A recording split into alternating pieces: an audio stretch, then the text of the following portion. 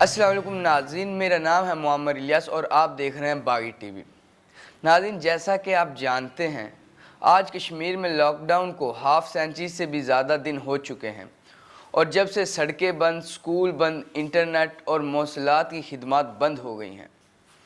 5 اگست کو وزیر اعظم نریندر مودی کی سربراہی میں ہندوستان کی وفاقی حکومت نے جموں و کشمیر کی جزوی خود مختاری اور ریاست کا راج ختم کرنے کے قانون میں ترمیم کے بعد مسلم اکثریت علاقے میں کرفیو نافذ کر دیا۔ انٹرنیٹ اور ٹیلی مواصلات میں کٹ جانے کے باعث کرفیو کے ذریعے نقل مکانی پر پابندی فوراً نافذ کر دی گئی۔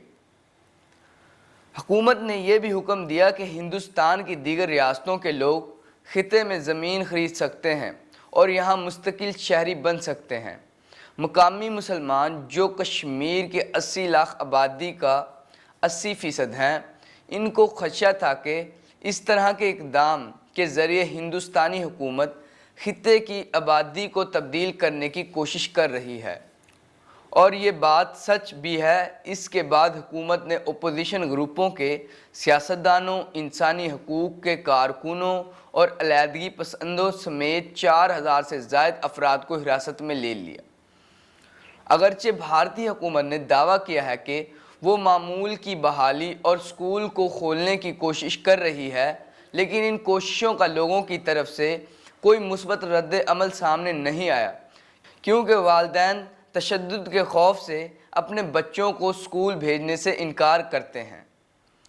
جب سے ہندوستانی حکومت کی طرف سے کرفیو نافذ کیا گیا ہے، تب سے ہی خطے میں سیاحت سمیت اور دوسرے کاروبار بری طرح متاثر ہوئے ہیں۔ 1979 سے اب تک حقوق گروپوں کا تخمینہ ہے کہ اس کے بعد سے اب تک 1 لاکھ افراد ہلاک ہو چکے ہیں، لیکن ہندوستانی حکومت صرف ریکارڈ میں 47,000 ہی لکھتی ہے۔ ان سب حالات کا جائزہ لینے کے لیے آج ہم نے اپنے پروگرام میں شامل کیا ہے اسلام آباد سے مجاہد گیلانی صاحب، جو کشمیر یوتھ الائنس کے صدر بھی ہیں۔ جی السلام علیکم مجاہد گیلانی صاحب، ویلکم ٹو آر شو۔ وعلیکم السلام سر، سب سے پہلے تو آپ کشمیر یوتھ الائنس کے صدر ہونے کے ناطے یہ بتائیں کہ کشمیر یوتھ الائنس کشمیر کے حوالے سے کیا کردار ادا کر رہی ہے؟ بسم اللہ الرحمن الرحیم۔ دیکھیے، کشمیر یوتھ الائنس کے کردار کا احاطہ کرنے کے لیے سب سے پہلے اور سب سے اہم بات یہ ہے کہ ہمیں یہ اندازہ ہونا چاہیے کہ کشمیر کیا ہے۔ جہاں تک میرا تعلق ہے، میں سمجھتا ہوں کہ کشمیر ایک کتاب ہے، ایک ایسی کتاب ہے جس کے مختلف عنوانات ہیں، مختلف چیپٹرز ہیں، اور اس میں ہر ایک چیپٹر کو ٹچ کر کے ہی ہم پوری کشمیر کی کتاب کو پڑھ سکتے ہیں یا پڑھا سکتے ہیں۔ تو یہی معاملہ ہے کشمیر یوتھ الائنس کا، جو کہ ایک مجموعہ ہے، ایک کانگلومیریشن ہے کم از کم 30 سے زیادہ یوتھ آرگنائزیشنز کا، اور یہ تمام یوتھ آرگنائزیشنز مل کے ایک نام کے تحت، کشمیر یوتھ الائنس کے نام کے تحت، اس کشمیر کی کتاب کے مختلف چیپٹرز کو مختلف انداز میں ٹچ کرتی ہے۔ کہیں پہ ہم نے اسکول کالجز کے اندر، یونیورسٹیز کے اندر پروگرامات کروائے، سیمینارز کروائے، جس میں طلباء اور طالبات کو کشمیر کے معاملے میں، کشمیر کی تازہ ترین صورتحال کے حوالے سے انہیں باخبر کیا گیا۔ ہم نے فار دا نیکسٹ 1 ویک مسلسل ہم نے پروٹیسٹ جاری رکھے تھے۔ سر، ہیوسٹن میں مودی نے کہا ہے کہ آرٹیکل 370 اس لیے ہٹایا گیا کیونکہ وہاں ترقی رک رہی تھی، اب وہاں ترقی ہوگی۔ یہاں مودی کون سی ترقی کی بات کرتے ہیں؟ کیونکہ ہم نے دیکھ رہے ہیں کرفیو کی بدولت لوگ فاقوں پر مجبور ہیں۔ کیا مودی کے ہاں یہی ترقی ہے؟ دیکھیے، ترقی جو ہے وہ زاویے کی بات ہے۔ آپ جس زاویے سے دیکھ رہے ہوں، آپ کو کوئی ایک چیز ترقی لگتی ہے، اور میں جس نظر سے اس کو دیکھوں گا مجھے وہ ترقی کے بجائے تنزلی لگے گی۔ تو یہی مقبوضہ کشمیر کی صورتحال ہے، جہاں پہ نریندر مودی اپنی دانست میں اپنے تحت سمجھتے ہیں کہ کشمیر میں اب جو بھی اقدامات وہ کرنے جا رہے ہیں وہ کشمیر کی نام نہاد ترقی کا سبب بنے گا، جبکہ مقبوضہ کشمیر میں رہنے والے لوگ سمجھتے ہیں کہ بھارت نے کشمیر سے بھارت کے انخلا کے تابوت میں یہ آخری کیل ٹھونکا ہے، کیونکہ جو کشمیری وہاں پہ کچھ تھوڑا بہت بھی جھکاؤ رکھتے تھے بھارت کی جانب، آج وہ کشمیری بھی بول اٹھے ہیں کہ بھارت اور کشمیر کا تعلق مکمل طور پہ غیر قدرتی ہے، مکمل طور پہ غیر اخلاقی، غیر انسانی ہے، اور یہ تعلق برقرار رکھا ہی نہیں جا سکتا۔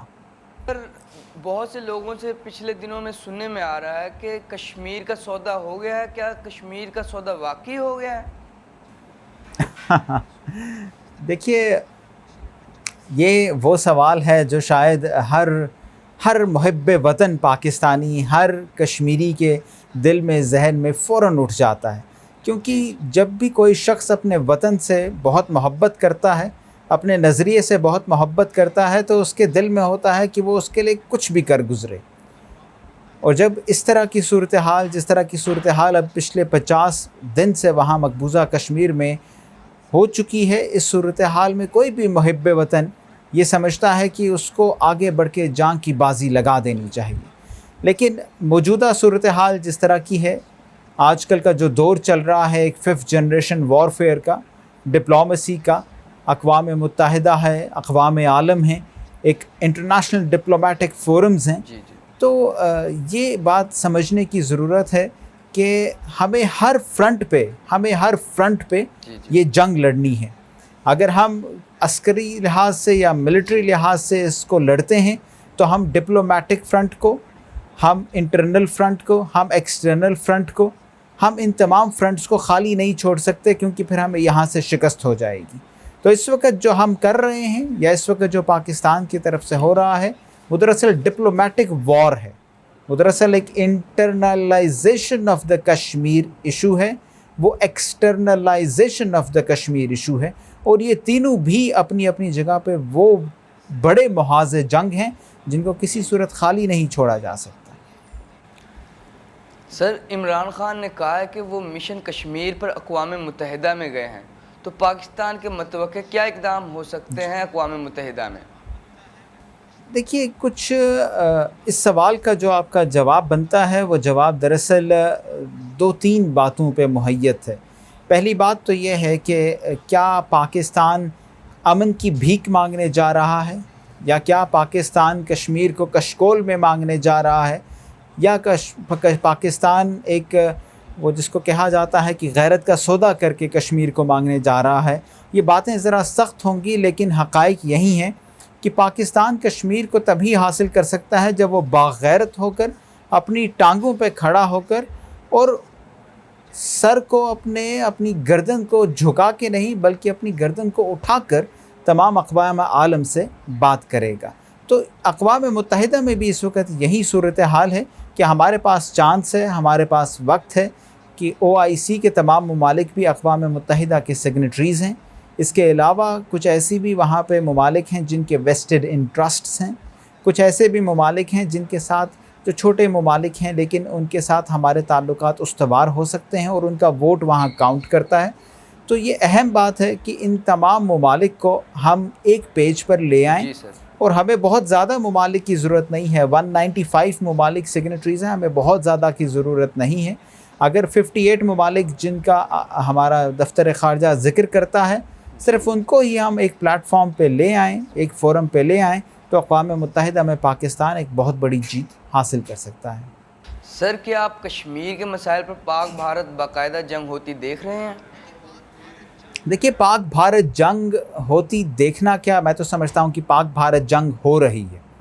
اس کی وجہ یہ ہے کہ اب اس وقت جو ہمارا وارفیئر کا سسٹم ہے وہ کنونشنل وارفیئر نہیں ہے صرف۔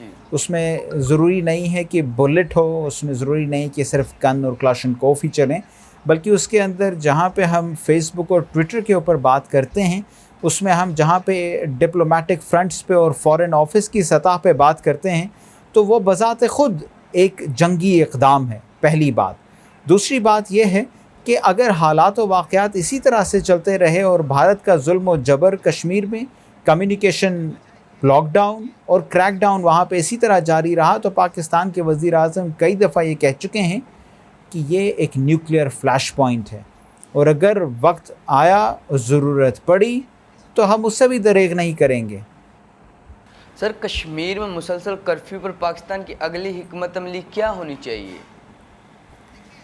دیکھیے کچھ میں نے جس طرح پہلے ذکر کیا، کچھ اذہان ایسے ہیں جو یقینی طور پہ محب وطن ہیں، محبان وطن ہیں، بلکہ وہ کشمیر کا درد بھی رکھتے ہیں اور پاکستان کی جو ایک اکنامک صورتحال ہے یا پاکستان کی جو کچھ ویکنیسز ہیں اس کا بھی ادراک رکھتے ہیں.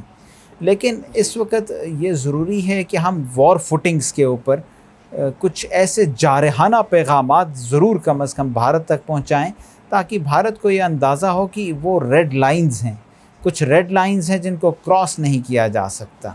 دیکھیے جب خدا نخواستہ قرآن مجید کی کوئی بے حرمتی کرتا ہے یا ہمارے پیارے پیغمبر محمد رسول اللہ صلی اللہ علیہ وسلم کے اوپر کوئی تہمت لگاتا ہے یا ان کی کسی نہ کسی طرح سے شان کریمہ میں گستاخی کرتا ہے تو تمام مسلمانوں کے جذبات بھڑک اٹھتے ہیں. تب کوئی عامر شہید بنتا ہے یا تب کوئی قادر شہید بنتا ہے. تو یہ بہت اہم بات ہے کہ کشمیر وہاں پہ اس وقت اس صورتحال سے دوچار ہیں جس میں وہ اپنے پاکستانی بھائیوں کی طرف دیکھتے ہیں، جس میں وہ اپنے پاکستانی بہنوں کی طرف دیکھتے ہیں. اور یہ وقت ہے کہ یہاں پاکستانی بھائی، پاکستانی بہنیں، پاکستانی بچے تمام کے تمام باہر نکلیں اور ایک انٹرنیشنل سطح پہ ہوتے ہوئے، انٹرنیشنل سطح کا مطلب یہ ہے کہ یہاں نیو یارک ٹائمز بھی ہے، واشنگٹن پوسٹ بھی ہے، تمام انٹرنیشنل جو جرنلزم کے ادارے ہیں، جو انسٹیٹیوشنز ہیں، وہ تمام یہاں اسلام آباد میں پائے جاتے ہیں. آپ دیکھیے TRT ہے، الجزیرہ ہے، یہ تمام آج کل یہاں پہ فوکس کیے ہوئے ہیں. تو ان کو ایک واضح پیغام دیں کہ پاکستانی کچھ بھی کر کے گزرنے کو تیار ہیں. پاکستانی کشمیر میں اپنے بھائیوں کی مدد کرنے کے لیے کسی بھی قسم کی قربانی سے دریغ نہیں کریں گے. جی ناظرین، یہ تھے مجاہد گیلانی صاحب جو ہمیں کشمیر کے حالات و واقعات سے آگاہ کر رہے تھے. شکریہ مجاہد گیلانی صاحب، آپ نے ہمیں اپنا قیمتی ٹائم دیا. بہت بہت شکریہ، آپ نے مدعو کیا اور آپ نے گفتگو کا موقع دیا. بہت شکریہ. مزید کشمیر سے اپڈیٹ رہنے کے لیے دیکھتے رہیے Baghi T V. Stay tuned to Baghi T V for more update. For the time being اللہ حافظ.